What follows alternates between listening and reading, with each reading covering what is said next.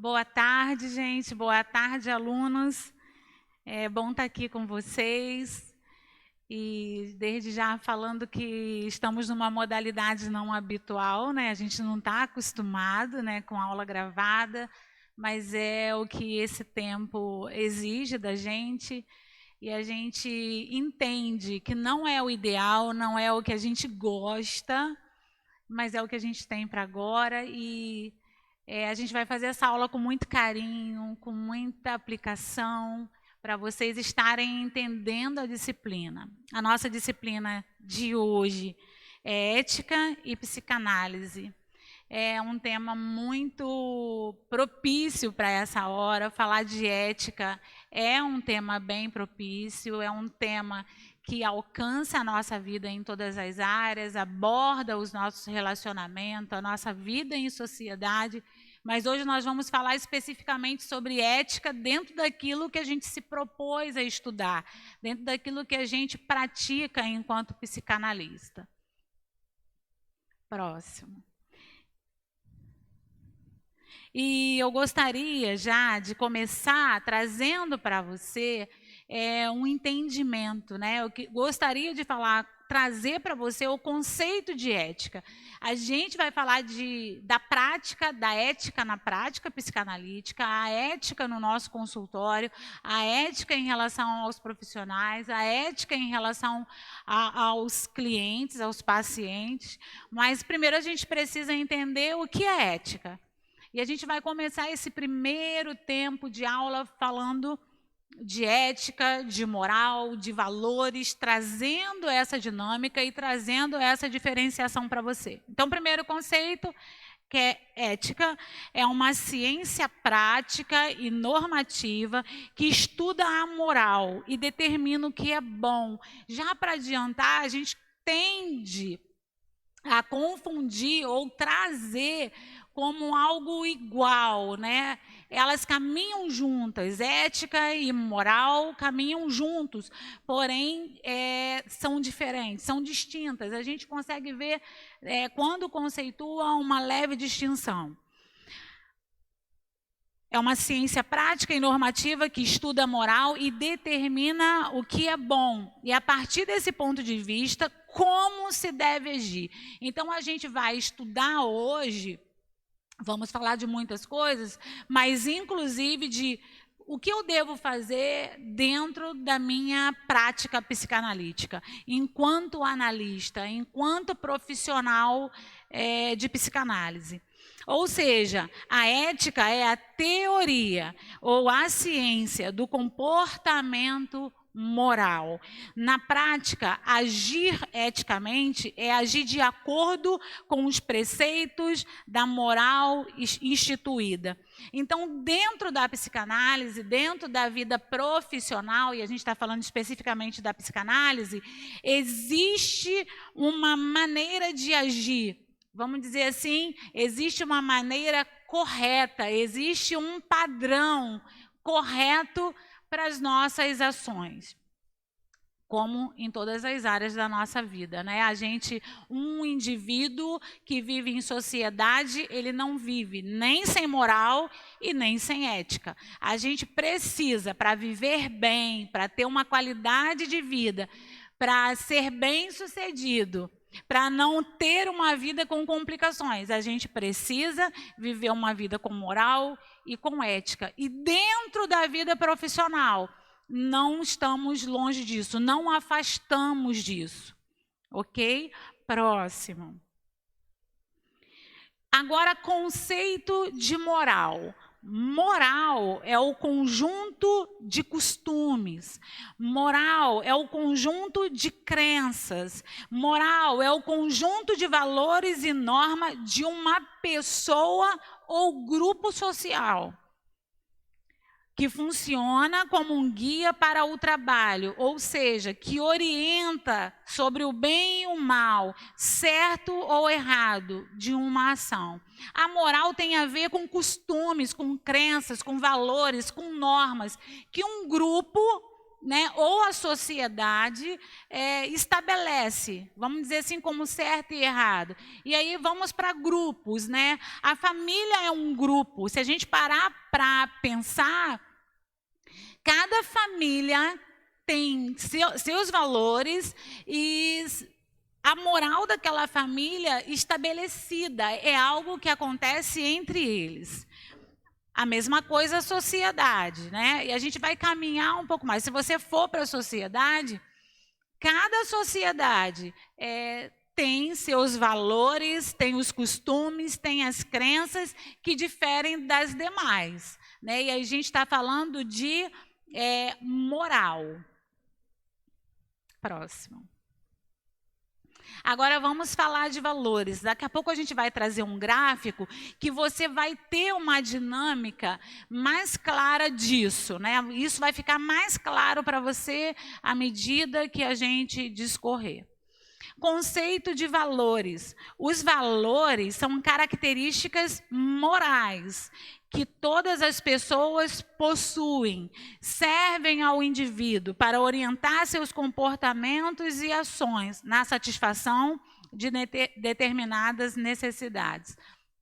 Agora, falando de valores, cada indivíduo tem os seus valores. E é muito interessante que esses valores, na prática da vida, eles aparecem. Se você conviver com uma pessoa, você não precisa nem conviver muito tempo. Fica claro para você, à medida que você convive, quais são os valores que aquela pessoa tem, o que ela traz para a sua vida, o que de fato, de qualidade, de característica ela tem. E aí a gente está falando de valores. Vou dar um exemplo de valor para você. Integridade, né? A gente vive numa sociedade, num período que muitas vezes você detecta a falta de integridade. Mas você se depara com um determinado indivíduo que ele fala assim, não, eu faço questão de dar satisfação, eu faço questão de ser pontual, eu faço questão de pagar minhas contas, eu faço questão de ser honesto, isso tem a ver com valor, é integridade. E a gente vai falar de outros valores, já. E a gente precisa... essas três coisas, valores, moral e ética, eles não caminham separados, eles caminham, vamos dizer assim, de mãos dadas. Eu costumo dizer que são primos, né? Não são iguais, mas estão bem próximos. Então, não dá para falar de ética sem falar de moral, e não dá para falar de moral e ética sem falar de valores, né? Que são princípios, características que regem a vida daquele indivíduo em sociedade e, no caso que a gente está falando, dentro da prática psicanalítica. Então, a gente vai olhar hoje o que a psicanálise, né, traz para nós dentro do campo da ética. O que eu posso e o que eu não posso, enquanto profissional, fazer. Quais ações e quais não eu devo tomar ou não. Então, é nesse campo que a gente vai caminhar, vai falar, citar frases, para a gente entrar dentro de um processo como psicanalista, mas muito entendendo não só o nosso papel enquanto analista, mas enquanto profissional. Se a gente parar para pensar, para quem vive dentro de uma prática religiosa, seja ela qual for, dentro daquela questão religiosa existe uma moral, existem os valores e existe a ética. Para a família, existem os valores, tem a questão moral estabelecida e a ética. Então, qualquer campo da sociedade, grupo que você conviva, existe os princípios e valores morais e éticos para você estar dentro daquele padrão, vamos dizer assim, de uma forma legal. E assim é na nossa profissão. Próximo. E agora aí fica mais claro para a gente. Tem... agora, dentro de um gráfico, né, a gente traz a diferença de ética, a gente traz a diferença entre ética e moral. Então, falando vamos um a um. Falando de ética, ética é princípio, né? Geralmente, dentro daquela profissão, é imutável. A moral é uma conduta específica. Ética é permanente. Moral é temporal. E aí a gente vai falar, a gente pode falar de uma moral, vamos falar em relação à sociedade, que talvez fique mais fácil para você entender. E muitas vezes você encontra pessoas de uma idade mais avançada do que você tem, e aquela pessoa fala assim, porque na minha época isso não era correto. Na minha época a gente não podia fazer isso. Então a moral, à medida, né, que a sociedade evolui, as questões morais, os conceitos, eles vão mudando. E aí é a estranheza, vamos dizer assim, dos mais antigos, né, com essa mudança, essa questão de adaptação. Como se há 20 anos atrás, se há 30 anos atrás, não era normal, não era desse jeito, né? E a gente escuta muito essa linguagem, né? Então a ética ela é permanente, a moral é temporal, a moral ela pode ser mudada, né? Os grupos podem mudar isso, né? A ética ela é universal, a moral é cultural. Falando de moral, né? Quando você conhece outras culturas, geralmente alguém que é da cidade diferente, ou daquele país diferente, ou que vive aquela cultura diferente, ela passa para você meio que é certo ou errado naquela sociedade. Fala assim, olha, você nunca faça isso aqui no nosso país, porque isso no nosso país é crime. Ontem eu estava ouvindo um rapaz falar, ele teve o telefone, né, clonado. E aí ele dizia o seguinte, ele explicou para a pessoa, ele falou assim, você sabia que isso é crime? Você sabia que eu poderia te processar? Você sabia que você poderia pagar por isso? Então, em cada lugar que você vai, você está lidando com uma cultura diferente. A moral daquele lugar, daquela sociedade, é estabelecida segundo os padrões e crenças daquele povo lá. E você precisa se adequar, agir, aí a gente está falando de ética. E aí você, dentro daquela sociedade, que a cultura é diferente da sua, que a moral é diferente da sua, você precisa agir de maneira que se adeque ao o que é certo ou errado naquela sociedade. Eu viajei para a Europa e é muito interessante. Aqui no nosso país, você chega principalmente onde vende frutas e legumes, certo? Eu vendo frutas e legumes também.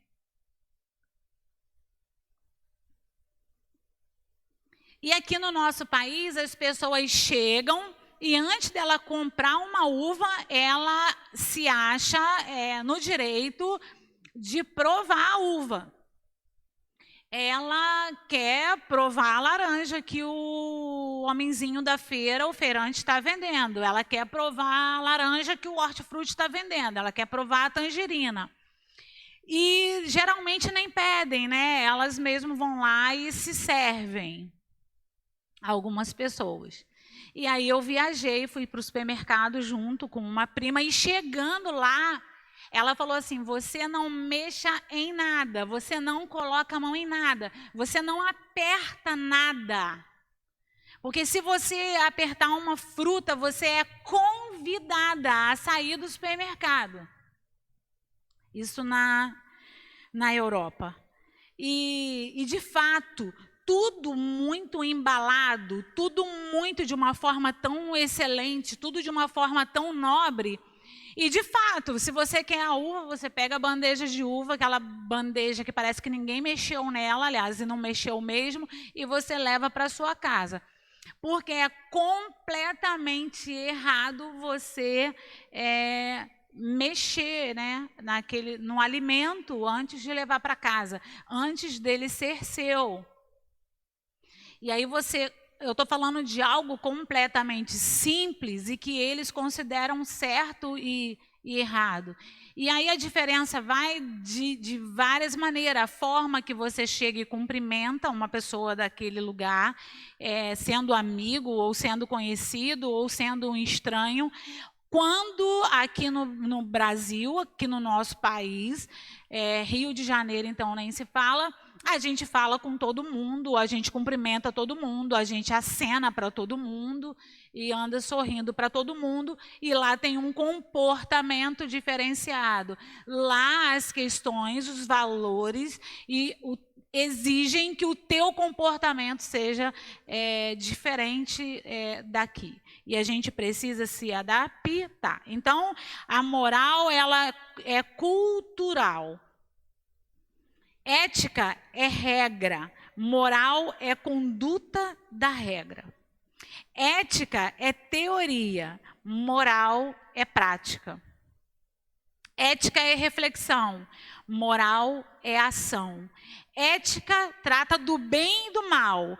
Moral trata do certo e errado. Então você percebe que estão muito próximas, você percebe que estão muito primas. Então por isso que a gente tem todo um código de ética do psicanalista. Esse código a gente vai enviar para o aluno, né, para os grupos de WhatsApp, a gente vai enviar para vocês por e-mail, vocês vão ter acesso, por quê? Porque você precisa ter com você esse código de ética, como você precisa, enquanto profissional, enquanto analista, enquanto psicanalista, se comportar e agir no seu consultório, dentro das suas questões profissionais, se comportar em relação ao seu paciente ou cliente, queira você chamar como prefere. Esse código é o que estabelece como que você vai agir, como você vai se portar, como que vai se dar a sua forma de lidar, né, com a sua questão profissional, a normativa do seu consultório, como que você recebe um paciente, como que você lida com a história desse paciente, e tudo isso a gente vai falar nessas 4 aulas seguidas de hoje. Então, você vai ter acesso a esse código de ética, você precisa tê-lo com você como um documento. Para quê? Para esse documento, é como se ele fosse reger o teu comportamento enquanto analista, enquanto profissional. Ok? Próximo.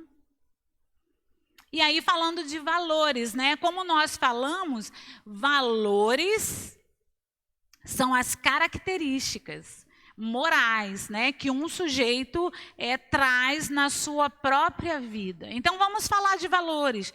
Eu acho que a gente vive, de verdade, abrindo um parênteses aqui, como professor a gente precisa trazer isso. Eu acho que a gente vive um período que é muito propício para a gente falar sobre valores. A gente vive um tempo em sociedade que a gente precisa muito falar sobre valores. E nós, psicanalistas, precisamos ter um perfil onde o outro olha e já reconheça valores. Tem muita gente se formando, a verdade é essa. Mas se você é um profissional, se você é aquele aluno que sai da sua sala de aula e vai para um consultório, ou vai para uma clínica, ou atender na igreja, enfim, vai para a prática psicanalítica, as pessoas vão estar te olhando. E a gente vive hoje uma sociedade muito deteriorada de valores. A gente vive uma época onde a gente fica perguntando, tá, e o que essa pessoa tem a mais para me oferecer? O quanto essa pessoa é confiável ou não? O quanto essa pessoa é merecedora da minha história ou não? Porque daqui a pouco a gente vai estar falando um pouco sobre isso, né? O acolhimento, acolher a história do outro. Como que alguém com valores tão fragilizados ou valores ruins vai ter a confiança, né, do outro que chega para ele, do outro que o procura, do outro que busca um olhar empático? Falando de valores, a gente traz alguns aqui. Coragem, né? A gente A gente vive numa época, eu digo que as pessoas que têm êxito são as pessoas que desbravam, né? São as pessoas corajosas. A gente vive um período de tantos desafios que muitas vezes a gente é convidado a voltar para trás. Quantas pessoas têm sonhos, projetos, gostariam de mudar de profissão, gostariam de ter um consultório, mas muitas vezes falta a coragem. Então, coragem é um valor. Respeito, né? E aí eu acho que tudo que está muito próximo de amor tem a ver com a nossa profissão. O Freud diz que a psicanálise é, em essência, uma cura pelo amor. Então, tudo que está muito próximo de amor tem a ver com a psicanálise. E o respeito, a gente também vai discorrer sobre isso, mas eu quero falar um pouco sobre esse valor. O respeito tem a ver com você ter o seu espaço, mas você entender que o outro tem o espaço dele. Que você tem suas crenças, mas o outro tem as crenças dele. Que você teve ou tem os seus traumas, as suas dificuldades, as suas barreiras, queira você olhar como quiser, mas você entender que o outro também, que você tem um tempo para resolver a sua vida, né? A resolução dos seus problemas, mas que o outro tem o tempo dele.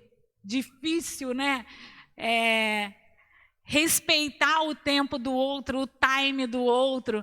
Eu sou bem agitada e um pouco veloz, assim, no nível de resolução, né?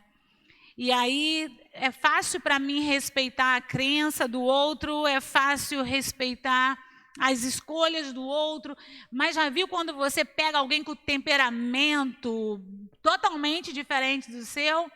E aí você fala assim, nossa, como que pode, gente? Né? Não vou nem falar o que a gente fala. Nossa, como que pode? Como pode ser tão lento? É respeitar o tempo, o temperamento, o jeito. E isso dentro da prática psicanalítica é fundamental, porque é no tempo do paciente, não no nosso tempo. Sempre vai ser no tempo dele, não no nosso tempo. Valores, também um grito hoje atual, solidariedade, né? O ser solidário tem a ver com o que você pode dar, né? E a gente às vezes fala assim, porque se eu tivesse muito, a gente está vivendo uma época de artista, tanto gospel quanto secular, fazendo lives. E a gente fala, mas se eu também tivesse, eu faria. Se eu pudesse, eu faria. Deixa eu falar algo. Um valor chamado solidariedade tem a ver com você dar o que você pode. Seja um casaco, seja um abraço, se bem que o nosso abraço agora está virtual, seja uma atenção. Né? Então, é ser solidário. Ser solidário não tem a ver com doar muito. Poder muito. É você ter esse valor do eu contribuo com o que eu posso. Né? Se você está dentro de uma sociedade, é você oferecer para aquela sociedade na hora que ela necessita o que você pode dar, a sua parcela. Eu estava num curso uma vez para contribuir com solidariedade. E uma tarefa do professor, naquele final de semana, ele dividiu a classe em 3, 4 grupos. E nós tínhamos que ser o próximo bloco de aula seria no outro mês, sexta, sábado e domingo do outro mês. E nós, como grupo, nós tínhamos um mês para ser o mais solidário que nós conseguíamos ser. E aí nós começamos a pensar em forma de solidariedade, a maneira de ser solidário. E uma das maneiras era recolher roupas usadas mesmo e levar para asilo, orfanato, instituições religiosas. E eu lembro que no grupo, uma colega falou assim, gente, eu estou passando um momento muito ruim e eu não tenho nada para dar. E um amigo do nosso grupo, muito sábio, muito amoroso, e ele falou: fulana, é impossível. Vai para sua casa, mergulha no seu guarda-roupa, olha as gavetas, vê se não tem nada lá, um casaco que seja, para você contribuir. Ali a gente estava fazendo para ganhar ponto mesmo, era algo que era obrigatório cumprir. E eu sei que ela foi para casa, ela mergulhou no guarda-roupa, ela conseguiu lá o que ela podia, ela tinha algo para dar, porque ninguém é tão pobre ou que não possa ajudar o outro, seja lá no que for, que eu não estou falando só de essa situação, a gente está falando de objeto, de algo material, mas ser solidário, inclusive dentro da clínica psicanalítica, tem muito mais a ver com algo emocional, com algo empático, de amor, do que material. E ali nós crescemos enquanto grupo, enquanto classe. No final, para nossa surpresa, um grupo lá, lógico, foi muito mais ativo e muito mais solidário que nós, mas ficou uma grande aprendizagem. Hoje essa moça, ela é uma das profissionais do nosso grupo mais bem-sucedida.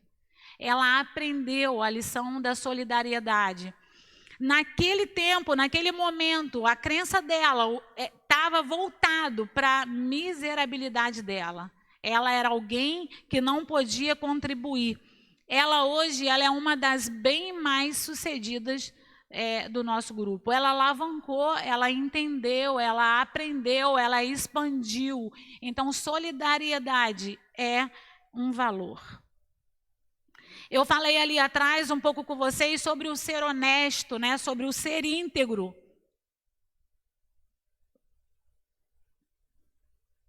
Integridade é um valor. E para nós profissionais, assim como pai, mãe, mas para nós psicanalistas, a tua honestidade te projeta para um tempo de destaque. Hoje as pessoas que são honestas, mas aí você está falando, Leia, mas você está falando de algo que seria uma obrigação. Sim, seria natural. Viver em sociedade, viver em grupos, viver em família, enquanto profissional, deveria ser. Então, honestidade, ser honesto dentro do seu campo, a sua clínica psicanalítica. Vai chegar para vocês pacientes com diagnósticos médicos, que você, enquanto psicanalista, você não pode ignorar esse diagnóstico médico. E muitas vezes aquele diagnóstico, o médico daquele paciente declarou dentro do diagnóstico que ele tem algo, uma doença que é incurável e que precisa de tratamento. É desonesto você prometer alívio, você prometer cura. Então você precisa ser honesto dentro daquilo que você exerce, dentro da profissão que você exerce enquanto psicanalista. Mais um valor, humildade.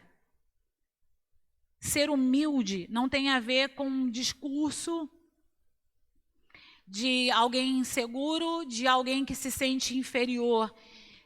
Ser humilde tem a ver com um coração não altivo. Ser humilde tem a ver com um coração disposto a aprender. Ser humilde é você se colocar no lugar de aprendiz, aquele que, ainda que formado, ainda que com vários certificados na sua parede, mas você está disposto a sentar, ouvir um outro, ouvir um colega e aprender. Inclusive, eu quero aproveitar esse tempo e agradecer ao meu amigo João, que é companheiro aqui na FATEF de Maricá como professor, é meu coordenador em Piabetá, e a gente trabalha junto aí em vários lugares. Foi meu colega de classe na FATEF, isso é maravilhoso, que contribuiu bastante com a minha aula de hoje, né? Então, ser humilde é você precisar de alguém para alguma coisa e você abrir seu coração e falar, eu vou ligar, eu vou perguntar, eu não sei isso ainda, eu preciso entender isso aqui, alguém precisa me explicar, né? Então, às vezes a gente acha que a humildade ela tem a ver com uma postura, com algo muito exteriorizado, tem a ver com o teu coração. A forma que você se olha em relação um ao outro, a forma que você se olha em relação ao seu paciente, a um colega, às pessoas que trabalham com você nas instituições que você trabalha. Eu costumo dizer para os meus alunos que todas as vezes que eu sento para clinicar, eu aprendo algo com aquele sujeito que está diante de mim. Todas as vezes que eu sento para conversar com alguém, seja numa praça, numa igreja antes do culto ou pós-culto, seja no meu trabalho, no prédio que eu trabalho, você tem algo a aprender. Isso é você ter um coração humilde. E lição para você que eu aprendi, você só cresce tendo um coração disponível a aprender. Ninguém sabe tudo. A gente vai morrer com 90, 99, 100 anos e a gente vai morrer aprendendo, né? Trazendo algo de novo para a gente. Então, cada indivíduo que está com você, ele tem uma bagagem a te acrescentar. Ele tem algo novo para contribuir com a sua vida. Né? E quantas histórias a gente vai ter o prazer de acessar dentro da prática psicanalítica. Quanta riqueza vai chegar até nós. E você precisa ser humilde para acolher aquela história, mas ao mesmo tempo tirar lições dela. Aprendizados, crescimento, valores. E às vezes as pessoas chegam com história que você fala assim, nossa, eu nunca tinha pensado nisso, nem dessa forma. E você cresce, mas só cresce quem tem um coração disponível para aprender. Se você for enrijecido, orgulhoso, altivo, prepotente, você provavelmente vai ficar no mesmo lugar. E são valores que não são compatíveis com a ética psicanalítica. Né? Então, por isso que ali atrás eu falei, muita gente se forma, mas na verdade poucos acabam crescendo muito, porque é preciso esse coração, né, de voltar atrás, espera aí, isso aqui não aprendi ainda, né? Isso aqui eu preciso estudar um pouco mais, ler um pouco mais, pedir ajuda aos meus amigos e crescer junto, ok? Próximo. E aí, para a gente fechar essa diferença aí entre ética e moral,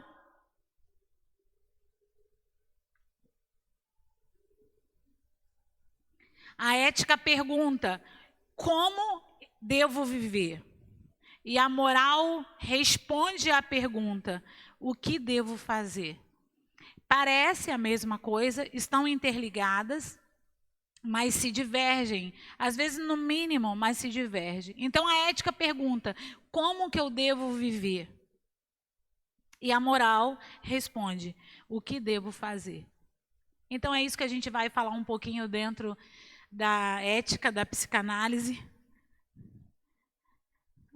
Como devo, né, proceder dentro da minha clínica? Como devo tratar o meu paciente? Qual é a melhor maneira, né, para me portar?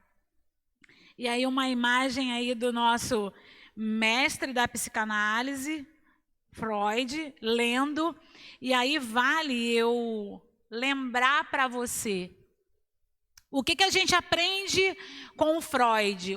Que mensagem essa vida traz para a gente? Alguém que era formado, alguém que era médico, alguém que já estava num lugar profissional, vamos dizer, seguro, e ele começa na inquietação de entender o inconsciente humano e como o inconsciente influenciava na vida das pessoas, do sujeito, enfim. E a vida dele foi buscar algo novo, buscar uma resposta nova, conhecer mais. A gente estava falando há um minuto atrás de humildade. E isso que a gente precisa é ter esse entendimento. Eu não sei tudo ainda, então eu tenho que continuar buscando respostas, buscando saídas para essas minhas perguntas. E aí eu escolhi essa imagem, ele diante de uma leitura, provavelmente aprendendo algo novo, né? Sendo acrescentado de conhecimentos novos. E aí a gente vai falar um pouco agora da ética na prática, dentro da nossa clínica psicanalítica. É a ética que dá forma e contornos à psicanálise. Toda a sua conceituação teórica e método terapêutico, suas formas de tratamento e suas possíveis curas implicam a ética e se fundamentam na ética. Então, para o psicanalista, para nós psicanalistas, a gente precisa entender que há uma ética que rege a nossa prática psicanalítica. E é ela que dá o contorno, é ela que faz valer tudo que a gente aprende dentro do campo teórico. E a gente vai falar bastante sobre isso de agora em diante. Pode passar. Por considerarmos que não é possível falar em psicanálise sem falar em ética, abordaremos seus conceitos sobre uma perspectiva ética, em uma tentativa de esclarecer alguns pontos da teoria que, por sua vez, podem ajudar na compreensão dessa ética. E essa é uma pergunta, falando da ética, que os alunos fazem muito. A gente aprende muito a parte teórica. A gente aprende sobre a história da psicanálise, a interpretação dos sonhos, a relação do analista e o analisando. A gente vai aprendendo sobre as questões psíquicas, o id, ego, superego. Só que as perguntas do aluno tá, e como eu me porto depois disso tudo? O que eu faço a hora que eu saio daqui? E é disso que a gente vai falar bastante hoje. Pode passar? Não há clínica sem ética, assim como não há psicanálise sem psicanalista. Óbvio, para haver psicanálise, precisa-se de um psicanalista. Agora, não existe uma clínica bem-sucedida, falando de análise, algo que traz resultado, algo que traz alívio para o paciente, algo que traz cura para aquele paciente. Não existe se o psicanalista não se porta de forma ética em relação àquele paciente. Pode passar? Nenhum autor detém a totalidade do saber. Então, a gente vai começar a aprender agora, tá bom? Vamos considerar que até agora a gente introduziu a aula. Agora a gente vai fazer valer esse negócio. Nenhum autor detém a totalidade do saber sobre o inconsciente, nem Freud, tá bom? E seus efeitos. E nenhuma proposta clínica é capaz de dar conta de todas as formas de sofrimento psíquico. Por mais que a gente estude Freud, por mais que a gente admire Freud, por mais que a gente olhe tudo aquilo que ele desenvolveu enquanto teoria, tem aí outros autores mais atuais, porque a gente está falando de algo que é sobre mente, sobre inconsciente. Então, é como se fosse, falando do ser humano, é como se fosse um poço artesiano, mas sem fim. Por mais que a gente estude, vai ter mais descoberta. Portanto, aí a ciência avança. A cada tempo tem aí novas descobertas, novos conceitos. A gente agora está olhando, namorando a neurociência, que é uma pauta que está em alta agora. E aí o que a gente precisa, na verdade, é entender que nenhuma teoria, nenhum pesquisador Nenhum autor detém a totalidade do saber sobre o inconsciente. O inconsciente, ele precisa muito ser estudado, eternamente estudado, e a gente vai continuar descobrindo. Então, a gente precisa pensar que nenhuma clínica é capaz de dar conta de todas as formas de sofrimento humano. Então, falando enquanto psicanalista, deixa eu falar algo para você. Você não tem todas as respostas. E muitas vezes aquele paciente, aquele cliente, aquele sujeito vai chegar para você com uma demanda que nem você vai saber em que fim vai dar. E muitas vezes a gente se porta, enquanto profissional, como o detentor, como aquele que detém todo o conhecimento e detém a resposta. Não, você não detém a resposta e muitas vezes você vai ficar sem respostas e está tudo bem. E faz parte da sua ética, da ética profissional, ter esse entendimento.